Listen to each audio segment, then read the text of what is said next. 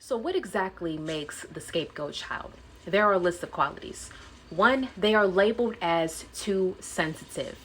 Now, whenever someone would disrespect or bully or put down the scapegoat child, they would always feel the energy behind what they were doing, and they would feel like this person was actually trying to insult them and put them down.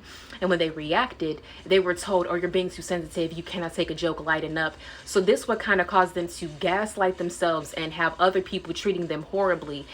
And they would just accept all of this abuse because they're thinking, maybe I'm taking it too personal. Maybe I am being too sensitive. Gaslighting themselves.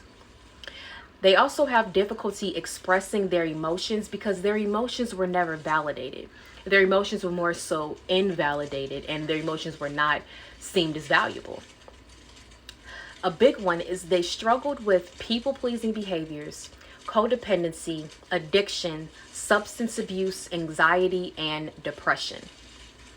They also feel responsible for fixing relationships with abusive family members because when they decide to create some distance between them and an abusive family member, they never look at the abuse that they had just endured. They only just look at the retaliation, and they make it look as if it's the scapegoat's responsibility to go back and fix that relationship when the other people that they're distancing themselves from are not changing.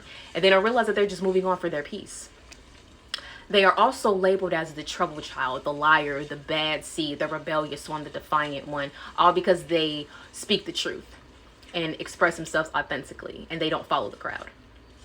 Also, the scapegoat child can attract unhealthy relationships, friendships, like narcissistic people, other narcissistic people, abusers, codependent people, predators, rapists, all of those people that they have no business being around because they did not develop strong and healthy boundaries with themselves.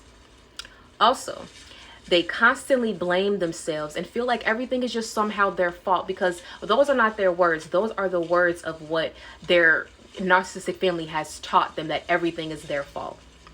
And they also feel like they cannot be themselves around their family, and that when they do express themselves authentically, that they think that this is just a facade. They ridicule them for expressing themselves authentically and accuse them of being rebellious because the family has a fixed perception on the scapegoat child, and if the child contradicts anything that they think, then they're going to think that the child has a problem, when honestly it's their perspective on the child that's the problem.